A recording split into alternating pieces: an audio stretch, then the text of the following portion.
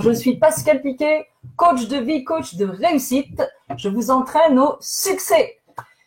Eh bien non, ça n'est pas une de mes inventions pour éviter le coronavirus, quoique ça pourrait être utile, mais c'est plutôt pour vous expliquer que ici, en Amérique du Nord, nous avons un président des États-Unis qui a un grand sens du sacrifice.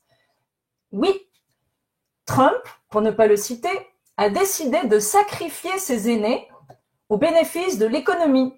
Donc, ça ne le dérange pas du tout de laisser mourir les personnes âgées du moment que l'économie fonctionne. Alors, il est appuyé par plusieurs sénateurs qui ont un âge canonique. Alors, je vous propose de leur demander de signer une décharge sur laquelle il sera indiqué noir sur blanc que s'ils attrapent le coronavirus, ils ne seront pas soignés. Ça désengorgera les hôpitaux.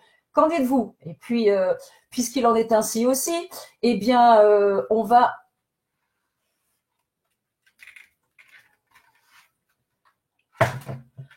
compatir avec tous les pays qui bordent les États-Unis, n'est-ce pas? Le Canada. Je remets ma casquette. Il faut que je vous dise que ma casquette, je l'aurai tant qu'on sera en guerre. Donc, je disais donc, je propose en plus de ce document que signeront tous ceux qui sont pour se sacrifier pour les États-Unis, qui sont âgés, donc ils vont signer ce papier qui nous déchargera, enfin qui déchargera les médecins de s'occuper d'eux. Et puis aussi, eh bien, nous allons monter un mur. Hein, le Mexique et le Canada, nous allons construire un mur autour des États-Unis parce que je pense que ça peut être une bonne idée. Comme ça, eh bien, on sera protégé. On va couper les ponts avec les États-Unis. Pas avec les gens, parce qu'on s'entend qu'il y a une majorité de personnes vivant aux États-Unis qui vivent ces revirements de situation politique d'une façon épouvantable. Je connais des gens qui y sont, et ça n'a vraiment rien de drôle. Donc, c'est assez triste. Je ne sais pas ce que vous en pensez, mais être prêt à sacrifier les personnes âgées et les personnes défaillantes immunodépressives au bénéfice de l'économie, c'est peut-être un petit peu poussé. Je laisse ça à votre discrétion. Vous en déciderez vous-même. Alors, j'ai décidé de personnifier le virus. Parce que en fait, quand vous personnifiez, il devient moins dangereux, moins terrorisant. Donc voilà, je vous présente coronavirus. Oups, il est encore vivant. Parce que c'est une méthode en PNL de personnifier, de visualiser votre ennemi, ce petit virus, de façon à ce que vous en ayez moins peur. Donc, j'essaie de trouver tous les moyens qui vont vous soulager un petit peu dans cette situation extrême. Donc, voilà, coronavirus, je vous le présente. Ensuite, eh bien, aujourd'hui, le débat, ça va être couper les ponts. Je sais que c'est un sujet très sensible. Je sais que c'est très difficile pour une majorité de gens. Pourquoi? Parce que, comme vous avez peur du rejet et de l'abandon, automatiquement, vous avez cette incapacité à rejeter ou abandonner quelqu'un. Est-ce que ça peut vraiment s'appeler abandonner? Imaginez que vous soyez allergique aux fraises. Est-ce que vous abandonnez les fraises ou est-ce que vous évitez d'en manger parce que vous faites un œdème de coinque? Donc, c'est de se retirer quand quelque chose est toxique. Est-ce qu'il vous viendrait à l'idée, si vous saviez que dans un zoo, il y a un tigre qui n'a pas mangé depuis 3 semaines, vous viendrait-il à l'idée, parce que vous êtes une personne bienveillante et vous aimez les animaux, vous viendrait-il à l'idée de prendre un gros quartier de viande sur votre épaule et de rentrer dans la cage du tigre pour le nourrir? Que va-t-il se passer? Je vous laisse 30 secondes pour réfléchir. Vous allez vous faire dévorer, tout simplement. Donc, la bonne idée, c'est de ne pas rentrer dans la cage du tigre. Donc, quand vous êtes confronté à des personnes, quel que soit leur rang, que ce soit des faux amis, que ce soit des collègues de travail, que ce soit de la famille, que ce soit un conjoint ou une conjointe, quel que soit le statut de la personne, quand vous êtes confronté à quelqu'un de toxique, quand c'est possible, il y a des bémols, mais quand c'est possible, que diriez-vous de vous en éloigner? Alors, par exemple, d'un conjoint ou une conjointe, on en a parlé hier, attention aux personnes qui sont frappées, s'il vous plaît, sauvez-vous, allez vous confiner ailleurs. Quand vous êtes face à un conjoint ou une conjointe qui est toxique, qui vous a vraiment malmené, voire pratiquement détruit, est-ce que c'est d'une utilité quelconque de continuer à le côtoyer? Évidemment, s'il y a des enfants, c'est un autre registre. On oublie la partie où il y a des enfants. Mais quand vous avez été la victime, j'aime bien le mot victime, bref, quand vous avez servi de proie à quelqu'un qui vous a vraiment broyé, où est l'utilité de garder contact avec la personne? Dites-moi. Ça sert à quoi? Vous avez des conjoints aussi qui sont, c'est pas forcément, ou des conjointes, c'est pas forcément une violence, ou des amis, ou peu importe, ou la famille, c'est pas forcément une violence physique, c'est aussi une violence verbale. Dites-moi donc, quand vous lisez ceci dans les yeux de vos parents, en général, tu n'arriveras à rien dans la vie, personne ne voudra de toi. Vous l'avez déjà vu dans les yeux de vos parents, ça, ou de quelqu'un d'autre?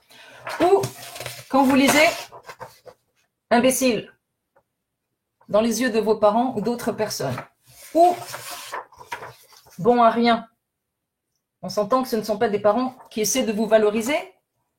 Moi, ce que je lisais dans les yeux de ma mère, c'est « tu n'es pas doué ». Je lisais aussi, c'est ce qu'elle disait, « tu n'es qu'une écervelée irresponsable et en dépression ». Et pour finir, j'ai eu droit à « tu ne feras jamais rien de tes 10 doigts ».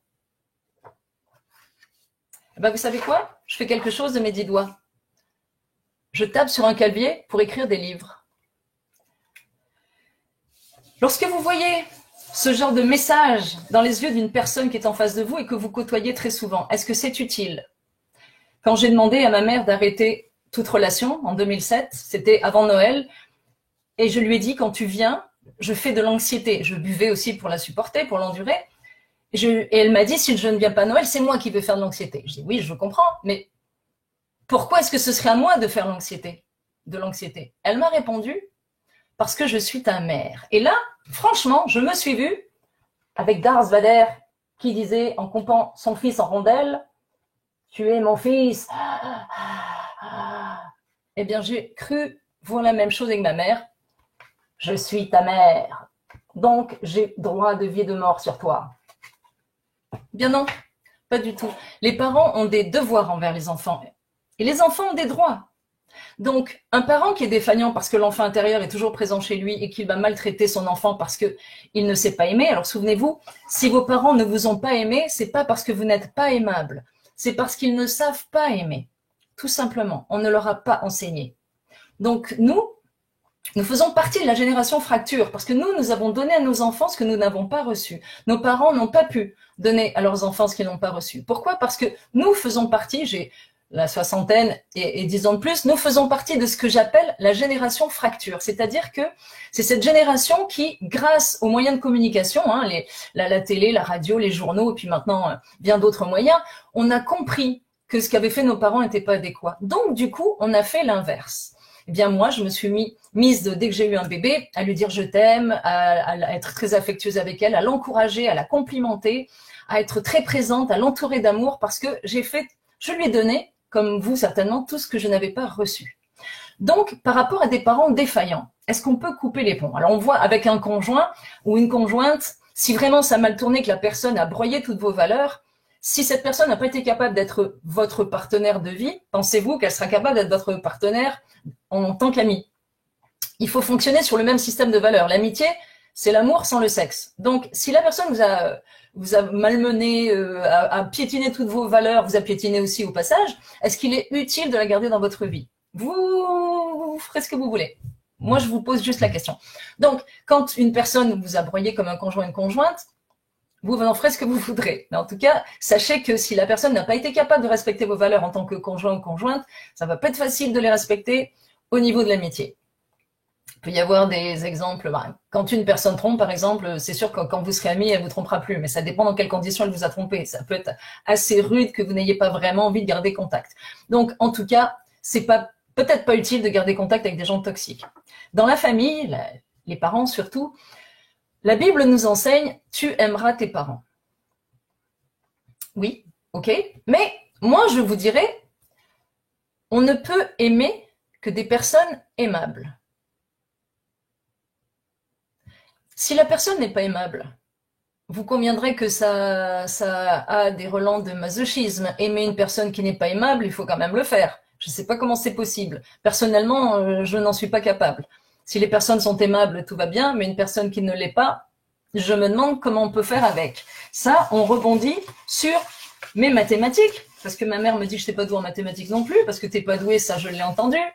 Du coup, adulte, j'étais douée pour rien. Ça m'a pris 40 ans pour savoir que j'étais douée pour quelque chose. La communication. Donc, voilà. Et vous en conviendrez, 1 plus 1 égale 2, 1 moins 1 égale 0.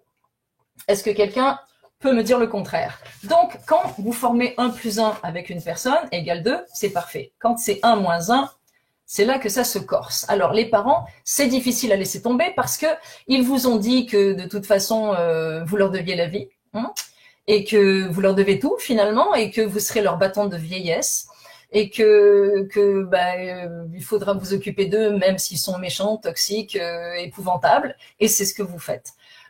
Cette loyauté que vous développez à l'égard d'un parent qui est vraiment toxique, je la comprends. Maintenant, sachez que l'article qui ramène le plus, ramener c'est un mot, enfin en tout cas l'article qui attire le plus l'attention, qui est le plus lu dans tous mes articles et sur tout mon site, c'est comment j'ai coupé les ponts avec ma mère. Et figurez-vous que très souvent, je reçois des messages de gens qui me remercient ou qui me disent qu'ils se sentaient coupables, parce qu'on rebondit encore sur la culpabilité, ils se sentaient coupables de se libérer de leurs parents. Parce que, eh bien, on n'abandonne pas un parent, parce que ils ont l'impression que d'abandonner, rejeter, ça se fait pas. Mais j'ai une question à vous poser. Une question. Si vous êtes en conflit avec vos parents, évidemment, ceux qui adorent leurs parents ne sont pas concernés et ne peuvent pas comprendre comment on peut couper les ponts, c'est évident. Mais si vous êtes en conflit avec vos parents, quel que soit le conflit, mais les conflits assez graves, où il y a eu de la violence physique, de la violence verbale, psychologique, si vous êtes en conflit avec eux, ma question est simple. Aimez-vous votre père? Aimez-vous votre mère? Quand je pose cette question à mes clients, soit ils me disent oui, soit ils se taisent. On passe un petit bout de temps, quelques secondes, et soudain, ils me regardent avec des grands yeux en me disant « mais c'est ma mère, mais c'est mon père ». Oui, ça c'est un fait, mais ce n'est pas la question. Aimes-tu ton père? Ressens-tu quelque chose? Aimes-tu ta mère? Est-ce que tu ressens quelque chose? Et souvent, ces personnes-là, en fait, savent qu'elles ne les aiment pas, sauf qu'elles ne se sont pas posé la question parce que tu aimeras tes parents. Donc, souvenez-vous que les parents ont des devoirs envers vous et qu'en étant des parents responsables, ils vont développer la reconnaissance, l'affection et la protection, donc développer votre confiance et votre estime. Couper les ponts, ça signifie ne plus jamais leur parler. Alors ça, c'est drastique. Quand ils sont vraiment toxiques, c'est la solution qui va s'imposer si vous le souhaitez. Parce qu'il n'y a rien à faire. Vous ne rentrez pas dans la cage du tigre. Plus vous y rentrerez, plus vous vous ferez bouffer. Et à chaque fois que vous vous ferez bouffer, vous retomberez dans vos petites chaussures d'enfant et c'est une partie de votre confiance qui vous est arrachée, qui est déchirée. Et si vous avez cette bonne idée de vous reconstruire avec un coach ou un psychologue ou une démarche quelconque, eh bien, chaque fois que vous retournez chez eux, vous vous ferez aplatir. À chaque fois. Et ce sera toujours la même chose. Ils ne changeront pas. Ils ne changeront pas parce qu'ils sont des dominateurs, parce qu'ils ont tellement mal à l'âme que vous leur servez de punching ball. Ils ont tellement mal aux dents qu'ils se les font sur vous. Donc, ça ne changera pas. Alors, à vous de décider. Est-ce que vous voulez leur servir de punching ball à chaque fois que vous y allez ou préférez-vous vous retirer? Passé 15 ans, 20 ans, vous n'avez plus besoin de vos parents. Vous croyez que vous en avez encore besoin, c'est faux. Vous n'avez plus besoin de vos parents. Vous êtes parfaitement autonome. Vous êtes parent vous-même. Donc c'est à vous de regarder devant vous et de laisser derrière si vous n'avez pas eu ces parents-là. Alors, sachez que les passifs deviennent des dominateurs. Pourquoi? Parce qu'ils ont peur. Et comme ils ont peur, ils n'évolueront pas. Ils savent tout. Celui qui sait tout n'apprend plus rien. Article 1, la chef a toujours raison. Article 2, même quand le chef a tort, il a toujours raison. Se référer à l'article 1. Donc, face à des gens qui ne bougeront pas, qui ne changeront pas, qui auront toujours les mêmes réactions agressives, Eh bien, soit vous coupez les ponts, soit vous les voyez à dose homéopathique. Mais les parents toxiques, c'est pas facile de les voir à dose homéopathique. Les parents négatifs, c'est pas la même chose. Ceux qui râlent tout le temps après les voisins, après le prix de l'essence, après toutes sortes de choses, qui sont toujours pessimistes, ils sont fatigants. Ça, c'est une réalité. Mais vous pouvez les reprogrammer. C'est-à-dire que s'ils vous aiment vraiment et que bien, vous leur dites simplement, chaque fois que tu seras négatif, j'arrête la conversation, je m'en vais ou je raccroche le téléphone, ils peuvent essayer de se reformater. Ils vont faire attention. Ils vont dire, ah, on le sait bien, avec toi, il faut toujours dire que des choses positives. Voilà, tu as compris. Exactement. Donc, ces parents-là, vous pouvez les voir à dose homéopathique. Vous allez les voir. Quand ils commencent à être négatifs, vous essayez de les stopper. Si vous n'arrivez pas à les stopper, allez hop, un bisou de chaque côté et on s'en va. On reviendra. Meilleure chance la prochaine fois. Donc, quand ils sont négatifs, c'est certain que on peut les voir à dose homéopathique. Il y a des parents aussi qui vont changer. Oui, il y a des parents qui vont réaliser qu'ils sont allés peut-être un peu trop loin ou ils ont été inadéquats et ils sont pleins de bonne volonté, pétris de bonnes intentions et ce sont des parents qui vont changer. Vous allez les aider à changer. Ils seront ravis surtout que vous leur pardonniez qu'ils aient agi de la sorte alors qu'ils ne savaient pas comment faire. Mais il y a des parents très, très collaborateurs et qui seront ravis de réparer, de vous présenter leurs excuses. J'ai moi-même des parents qui sont venus en coaching et qui ont présenté leurs excuses à leurs enfants. Les enfants les acceptent ou pas, ça dépend des dégâts qui ont été faits, ça dépend de l'enfant, s'il est dominateur ou s'il est quelqu'un d'équilibré. Ça c'est toujours la roulette russe, mais il y a des parents qui peuvent changer. Cela dit, il faut une ouverture. Si vous sentez que vos parents n'ont pas l'ouverture, moi j'ai essayé pendant 40 ans, 40 ans, de me faire aimer par ma mère. Pendant 40 ans, j'ai essayé de l'aimer, pour me rendre compte que finalement, je ne l'aimais pas. Et c'était très simple, c'était explicable, surtout parce que rien ne s'est tissé entre elle et moi. J'ai été élevée par mes grands-parents. Et puis après, je suis partie en colonie de vacances, je suis partie en pension, enfin bref. C'est ce qui lui a fait dire que j'étais une écervelée irresponsable et en dépression parce que, en fait, elle ne me connaît pas. Elle ne sait pas qui je suis, absolument pas. C'est normal, mais je comprends. J'ai de l'empathie pour elle, je comprends très bien. Mais on n'est pas sur la même planète. Sur sa planète à elle, je suis une écervelée irresponsable. Sur la mienne, je suis quelqu'un d'heureux, puis je suis très fière de moi. Alors souvenez-vous, le miroir déformant que vous avez en face de vous, que ce soit des amis, de la famille, un conjoint, peu importe, le miroir déformant que vous avez en face de vous, vous allez finir par l'acheter. Vous l'avez acheté toute votre enfance, que vous êtes un bon à rien, une bonne à rien, que personne ne voudra jamais de vous, que vous n'arriverez à rien dans la vie, que vous êtes une imbécile ou un imbécile, vous l'avez acheté. Que vous êtes moche, oui, oui. Ça, j'ai des clients qui l'ont acheté aussi. Tu es moche, tu es stupide, personne ne voudra jamais de toi. Et bien après, vous tombez sur un conjoint, une conjointe qui vous dit, ben, il y a que moi qui voudrais de toi, hein, sinon on fait tout ce que je veux parce qu'il n'y a aucune personne sur cette planète qui voudra de toi. Et bien voilà, on barbote toujours dans les mêmes principes. Hein. On ne voudra pas de nous, on est moche, on est stupide. Ça affecte la confiance et l'estime et on se jette dans la gueule des loups qui sont des prédateurs qui ne font de nous qu'une bouchée. Alors, souvenez-vous, c'est un miroir déformant. Quand vous avez en face de vous quelqu'un qui vous admire, que vous admirez aussi, quelqu'un qui vous dit que vous êtes une bonne personne, que vous êtes quelqu'un de chouette, quelqu'un de formidable, ça, c'est un miroir extraordinaire, c'est votre reflet.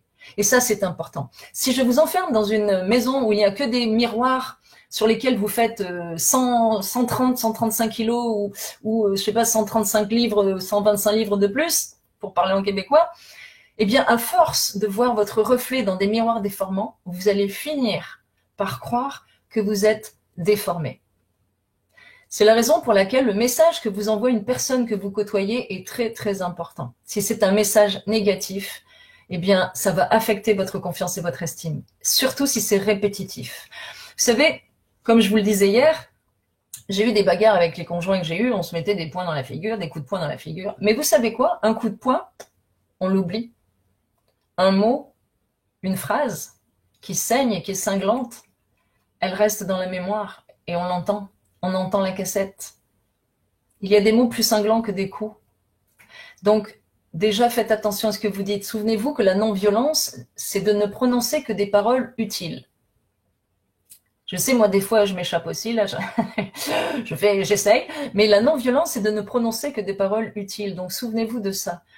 Et c'est vraiment d'alimenter la personne qu'on aime, ou les personnes qu'on aime, de les alimenter de compliments, d'encouragement, parce que c'est important. Et surtout, vos enfants. Parfois, on est fâché, puis on va dire à l'enfant une bêtise, ça peut lui rester imprimé dans la tête. La majorité de mes clients se souviennent de mots qui ont été lancé de travers par un professeur, par des camarades de classe, par des parents, par la famille, par un voisin. Et ce mot-là va les suivre. Et ce mot-là va ancrer parce qu'ils vont se retrouver dans d'autres situations où on va à nouveau les dénigrer et les dénigrer, les dénigrer. Et bien après, il va falloir reconstruire tout ça. Ça se fait en PNL, mais on va le reconstruire. Mais souvenez-vous, les mots frappent plus que les coups. Croyez-moi. Donc, si vous avez en face de vous un miroir qui vous reflète quelque chose de beau et d'agréable, eh bien, c'est du bonheur. Si vous avez des parents qui ont été extraordinaires, des bons parents, des parents qui vous ont aimé, encouragé, qui vous ont complimenté, qui vous ont soutenu, je sais que vous comprenez pas pourquoi on peut mettre un terme à une relation avec des parents quand vous avez eu des parents soutenants, évidemment. Quand vous avez eu des parents affectueux et que vous les avez toujours, ça paraît complètement absurde et on a l'air d'être fou ou folle quand on met un terme à cette non-relation. Donc, à vous de décider ce que vous voulez faire de gens toxiques. Les amis, c'est pareil, des amis qui vous utilisent, qui se moquent de vous. Vous savez, là, les passifs agressifs, dans n'importe quelle sphère, oh ben, on le saurait si tu savais t'habiller, hein. De toute façon, tu es toujours habillé comme un épouvantail. Oh ben, on le saurait hein, si tu savais cuisiner. Vous savez, quand on se moque de vous devant toute la famille ou devant tous les collègues de travail et que c'est toujours vous le bouc émissaire, ça fait mal. Ça fait mal. Ce sont des situations qui vont enfoncer le clou à chaque fois. Donc, soyez prudents. L'ironie et le sarcasme, ce sont pas de bonnes idées non plus. Parce que vous croyez que c'est drôle, vous croyez que ça fait rire tout le monde, mais fondamentalement, eh bien, ça fait souffrir la personne qui en est victime. Je coupe mon téléphone parce que sinon la musique de Darth Vader va revenir. Donc, soyez prudents dans ce que vous dites, soyez prudents dans votre attitude. Les enfants, les amis, les collègues de travail, il y a des mots qui peuvent gifler beaucoup plus que n'importe quoi. Alors, couper les ponts, eh bien, c'est à la discrétion de chacun. C'est vous qui décidez où est votre couloir de natation. Chacun dans son couloir de natation. Le principe du couloir de natation, c'est que vous ne laissez personne y entrer et que vous n'entrez pas dans celui des autres non plus. C'est le respect de la vie de chacun. Le plus grand respect qu'on doive à l'être humain, c'est de le considérer comme responsable de sa vie. Donc chacun est responsable de sa vie, chacun son couloir de natation. C'est à vous de savoir à quel moment quelqu'un rentre dans votre couloir. C'est-à-dire que vous avez un curseur, c'est vous qui décidez où est la limite. Alors, gardez quand même une limite, parce que certains, toute la famille est en train de barboter dans votre couloir, ou tous les collègues de travail, ou vos enfants qui sont des petits bois, tout le monde est en train de barboter dans le couloir de natation. Non, non, non. Chacun dans son couloir. C'est comme ça que si jamais une personne entre tout le temps dans votre couloir, vient vous marcher sur les pieds, vous humilier ou peu importe, a une attitude négative et toxique, eh bien, c'est à vous de la remettre dans son couloir. Alors souvent, les gens ne font pas attention. Vous savez, quand on nage, on regarde pas trop, puis on peut se retrouver involontairement dans le couloir de natation de quelqu'un. Et c'est à cette personne de vous dire « Eh oh, tu es dans mon couloir ». Donc, la bonne idée, c'est de dire « Oh, pardon, je n'avais pas vu, je retourne dans le mien ». Le problème avec les dominateurs, c'est que vous avez beau leur dire « Tu es dans mon couloir », ben non. Ben non, non, non, ils vont vous dire que c'est pas vrai, que non, pas du tout, ils sont pas du tout dans votre couloir, ils sont exactement à leur place. Donc, la bonne idée, c'est de prévenir une fois, dire « Oh, tu es dans mon couloir, pourrais-tu en sortir ?» La personne n'entend pas. Vous pouvez le dire une deuxième fois, « Tu es dans mon couloir ». Si quelqu'un vous blesse, vous allez en faire part à la personne, elle va vous dire « Mais non, pas du tout, je t'ai pas blessé ». Mais si moi je te dis que tu m'as blessé, « Mais pas du tout, je t'ai pas blessé », c'est quand même à moi de savoir si tu m'as blessé ou pas. Et la personne refuse d'accepter qu'elle vous a blessé. Ou elle ne vous entend pas, tout simplement. Alors à ce moment-là, quelle est la meilleure attitude? C'est vous qui déciderez. Mais moi, je vais remettre la personne dans son couloir de natation, mais surtout, au bout de on dira, si je la préviens 2 fois, je vais y arriver, si je la préviens 2 fois et qu'elle n'entend pas, à la 3e fois, elle va éjecter de ma planète. C'est parce que à ce moment-là, on ne fonctionne pas sur le même système de valeurs et de croyances, on n'est pas du tout sur la même longueur d'onde, on ne s'entendra pas. Et là, je considère que cette personne est un tigre et que je ne rentrerai plus dans sa cage. Moi là, je n'aime pas me faire dévorer, je ne sais pas ce qu'il en est pour vous, mais donc, non, je ne rentrerai plus, définitivement plus dans sa cage. C'est comme ça que je décide que je ne formerai que des relations, et que ce soit en amitié, que ce soit en couple ou en famille que des relations 1 plus 1. 1 moins 1, 0. Alors, au nom de quoi vous serviriez de punching ball? Au nom de quoi vous laisseriez les gens vous enlever toute votre énergie? Au nom de quoi vous endureriez des gens qui sont mal élevés, qui sont mal polis, qui ont des comportements déplacés? Au nom de quoi? Charité bien ordonnée commence par soi-même. Vous êtes censé prendre soin de vous pour être capable de prendre soin des autres. Mais pas de donner votre oxygène au détriment de vous-même. Souvenez-vous, dans les avions, quand les avions voleront à nouveau, dans les avions, la consigne de sécurité est que quand le masque à oxygène tombe, de le mettre sur votre nez en priorité, pour ensuite pouvoir le mettre sur celui de vos enfants ou des personnes qui en auraient besoin. Sur votre nez en priorité. Donc, ça n'est pas de l'égoïsme, c'est simplement de vivre en paix. Pourquoi est-ce qu'on mettrait dans notre environnement des gens qui viennent bousculer cette paix, qui viennent faire un strike comme dans un jeu de quilles, un abat en bon québécois? Pourquoi est-ce qu'on garderait quelqu'un de toxique, quelqu'un qui s'évertue à vous prendre pour un punching ball et à vous humilier? Donnez-moi une seule bonne raison de garder cette personne dans votre vie. Vous pouvez en avoir. Chacun fera ce qu'il a envie. En tout cas, eh bien, sur les principes de on ne peut aimer que des personnes aimables, rien ne nous oblige à rentrer dans la cage du tigre parce qu'on va se faire bouffer.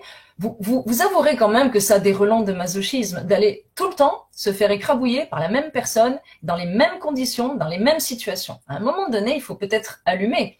Il y a peut-être quelque chose d'autre à faire. Et en vertu de quoi vous serviriez de casse-croûte à chaque fois que vous vous exposez à une personne toxique? En vertu de quoi? Et souvenez-vous que c'est votre capital santé, votre capital confiance et estime qui dégringole à chaque fois, mais qui remonte celui de l'autre personne, de votre agresseur ou de la personne qui vous humilie. Parce que si elle vous écrabouille, c'est bien pour elle pouvoir se remonter.